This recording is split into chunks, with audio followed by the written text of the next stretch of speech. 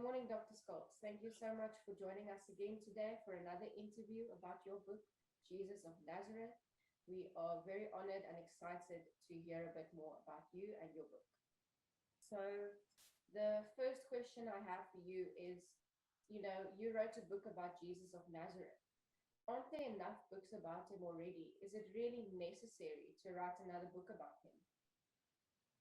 Well, of course, one can say that thousands of books have been written on him, but I think I've been able to bring a few new perspectives, especially from the perspective of astrology, which was something very well known in those days. And I think no other book has ever been able to incorporate that into the stories that we have in the Bible about Jesus of Nazareth.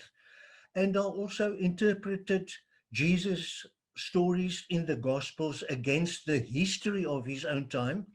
I don't think that everybody took that into consideration when writing about him.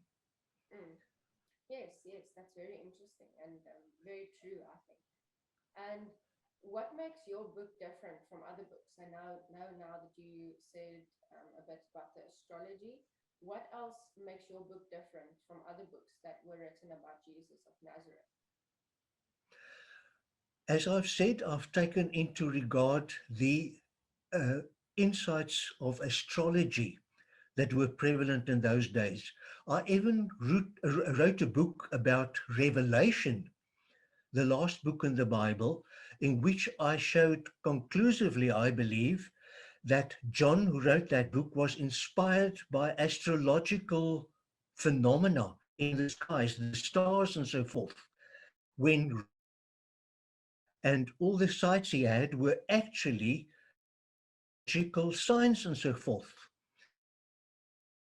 During the time when Jesus was living, for instance, when Jesus baptized and he saw the skies opened, I believe that was when a solar eclipse happened in November the year 29 AD. And then when the sun was obscured by the moon, the stars appeared. And that is how Jesus interpreted his calling to become the King of the Jews. Yes, that's very interesting. It's a kind of a new take on the book and about the story. So yes, very interesting. And how did your academic background help you in writing this book? I think I'm a rather all-rounder regarding theology and so forth. I've got a doctor's degree in the history of Christianity. I've got a master's degree in New Testament studies, as well as a PhD in psychology. After my retirement from the ministry, I started a new career as psychologist, and I'm especially interested in the brain. Mm, So I think I could also get a better insight into the thinking of the first Christians, a person like Paul, as well as Jesus. So that helped me to get a better understanding of those times and incorporate my interest in astronomy and astrology into what I've written. mm. Yes, that is quite interesting as well.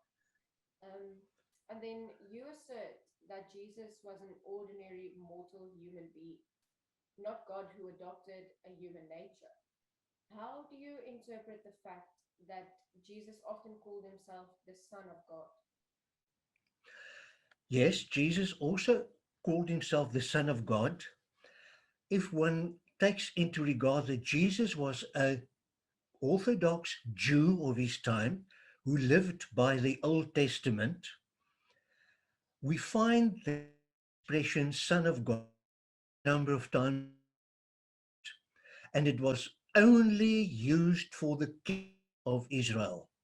And when Jesus called himself the king, the Son of God, he conveyed the message king in waiting. He was a descendant of King David, and he said more than once that he wanted to establish the kingdom on earth by becoming king and driving away the Roman oppressors of the Jews in that time.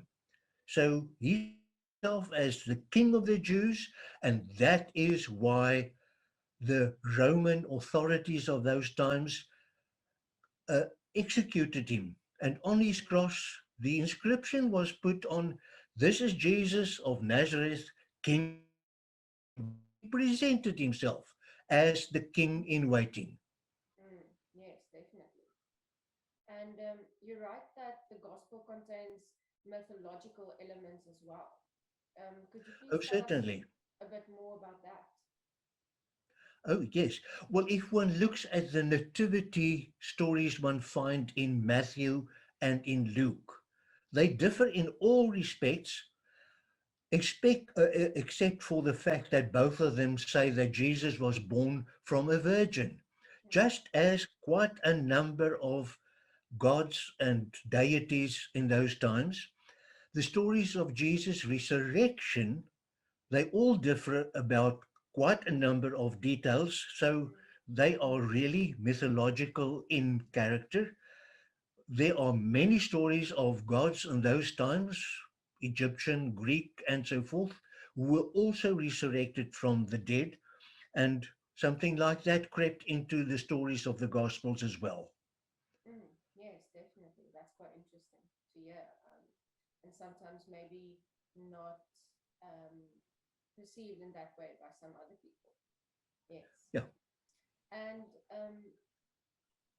how did it happen that the Christians believed that Jesus Christ was the second person of the divine Trinity and that he has a dual nature, kind of divine and human?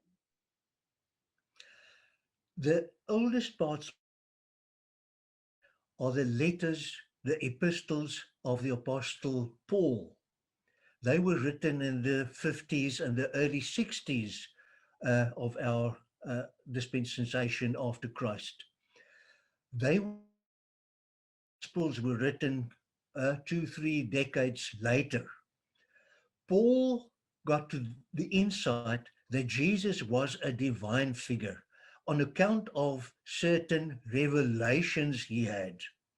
I come to the conclusion that Paul suffered from epilepsy, quite a number of people have that same idea, and that he encountered Jesus Christ during hallucinations Mm, and came to the conclusion Jesus is a celestial figure, he must be more than a mortal human being, and that influenced part of the Christianity that prevailed in that time.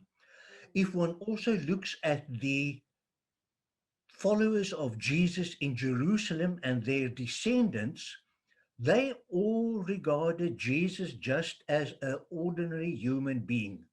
Only the followers of Paul in other parts of the world at that time, they followed Paul in believing that Jesus was a divine figure, and that prevailed in the end. And that's how we got to the dogma of the Trinity, that Jesus is the second person of the Godhead, consisting of Father, Son, and Holy Spirit. But one cannot really uh, carry on with that idea if everything is taken into regard. yes, definitely. And what were some of the most important conclusions that you came to at the end? Well, I think the most important thing is that Jesus regarded himself as King of the Jews, and the people of his time also accepted him as that.